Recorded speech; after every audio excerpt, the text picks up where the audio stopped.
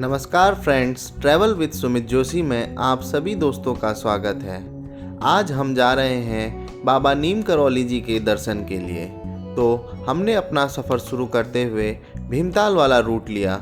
वैसे आप सीधे नैनीताल वाला रूट लेके भी जा सकते हैं, लेकिन आज हमने भीमताल होते हुए जाने का फैसला लिया।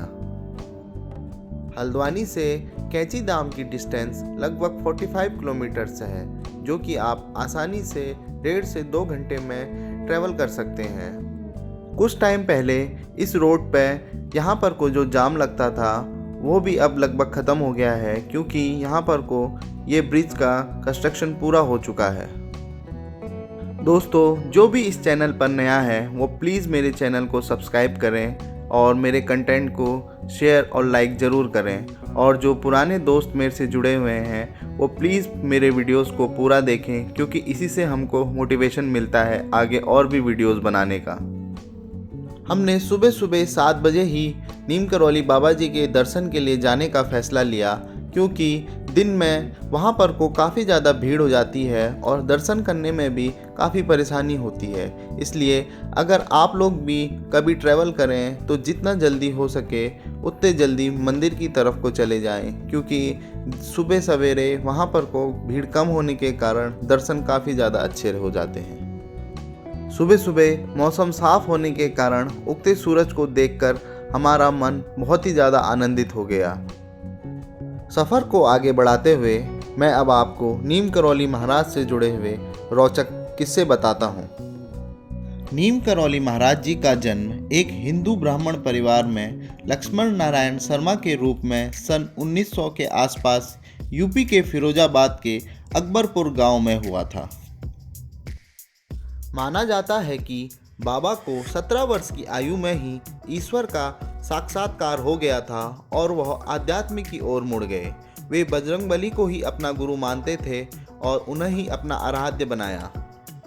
उन्होंने अपने जीवन काल में 108 हनुमान मंदिरों का निर्माण कराया। करोड़ों भक्त होने के बावजूद भी वह एक आम इंसान की तरह ही अपना जीवन व्यतीत करना पसंद करते थे और किसी भी भक्त को अपने पैर नहीं छूने देते थे और कहते थे, मेरी जगह हनुमान जी के पैर छुओ। इसलिए मंदिर में एक बेहद ही सुंदर हनुमान जी का मंदिर भी बनाया गया है। बाबा जी से जुड़ी एक बेहद ही प्रसिद्ध घटना है, जिसमें वह एक बार ट्रेन में यात्रा कर रहे थे और टीटी ने उन्हें फारुखाबाद के पास नीम करौली गांव में उतार दिया। पर टीटी ने पाया कि बाबा को उतारने के बाद ट्रेन फिर चालू ही नहीं हो रही है और ट्रेन में यात्रा कर रहे दूसरी सवारियों ने जब टीटी को यह सुझाव दिया कि बाबा से विनती करके उन्हें दोबारा ट्रेन में चढ़ाइए, तो बाबा अपनी 2 शर्तों के साथ ट्रेन में चढ़ने को राजी हो गए। पहली, रेलवे वाले नीम करौली गांव में एक स्टेशन बनाए, क्योंकि उस समय गांव में कई मील पैदल चल के निकटतम स्टेशन तक जाना पड़ता था। और दूसरा, रेलवे में सफ़र कर रहे बाबा और साधुओं से रेलवे वाले बहुत अच्छा व्यवहार करें। रेलवे के अधिकारियों की सहमति होने के बाद बाबा ट्रेन पर चढ़ गए और मजाक करते हुए कहने लगे, ट्रेनों की शुरुआत करना मेरे ऊपर थोड़ी ही है। लेकिन बाबा के चढ़ते ही ट्रेन शुरू हो गई। उसके बाद कुछ समय तक बाबा यहीं नीम करौली गांव में ठहरे, जिसकी वजह से उनका नाम नीम करौली बाबा पड़ गया और वह देश विदेश में नीम करौली बाबा के रूप में जाने लगे। अपने जीवन में उन्होंने 2 आश्रमों का निर्माण करवाया, जिसमें से एक कैंची और दूसरा वृंदावन में स्थित है। कैंची धाम नैनीताल से 17 किलोमीटर की दूरी पर नैनीताल अल्मोड़ा मार्ग पर स्थित है।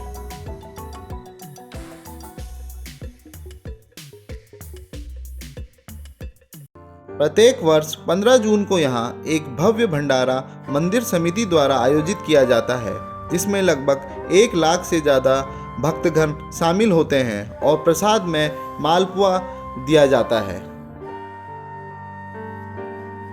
भंडारे से जुड़ा एक रोचक किस्सा इस प्रकार है कि भंडारा करा रहे लोगों को लगा कि कहीं घी की कमी के कारण मालपुआ कम ना पड़ जाए, तो उन्होंने महाराज जी के पास जाकर अपनी समस्या बताई।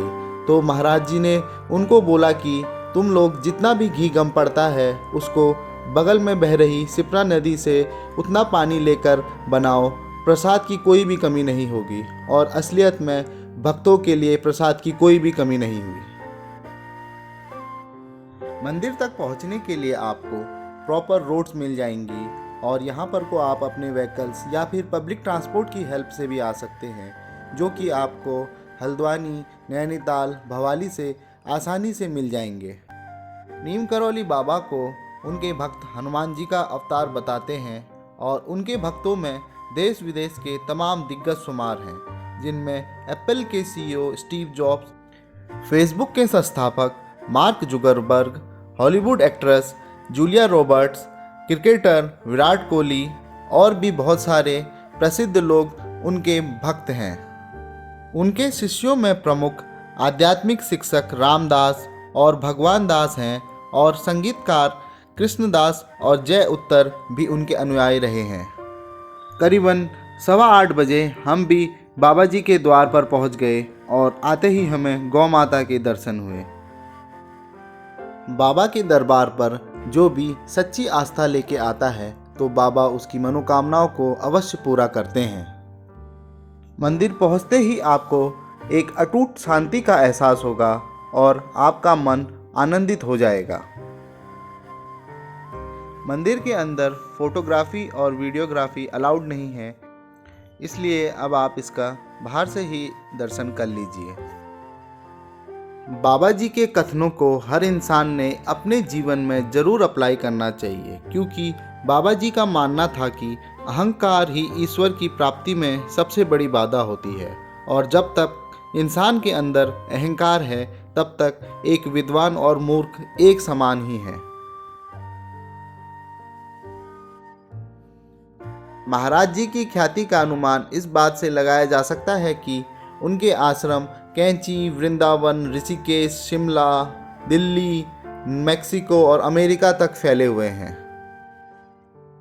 महाराज जी ने अपनी अंतिम सांस 11 सितंबर 1973 की सुबह वृंदावन में ली और वहीं वृंदावन आश्रम में उनकी स्मृति में एक समाधि बनाई गई है।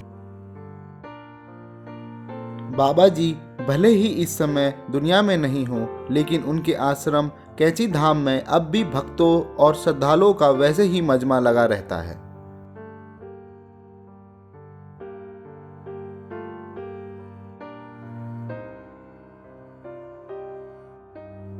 बाबा जी के दर्शन करने के बाद हम लोगों ने थोड़ा अपने आप को रिफ़्रेश करने के लिए चाय का सहारा लिया और फिर अपने सफ़र को आगे के लिए स्टार्ट कर दिया। Thank you for watching and supporting my channel.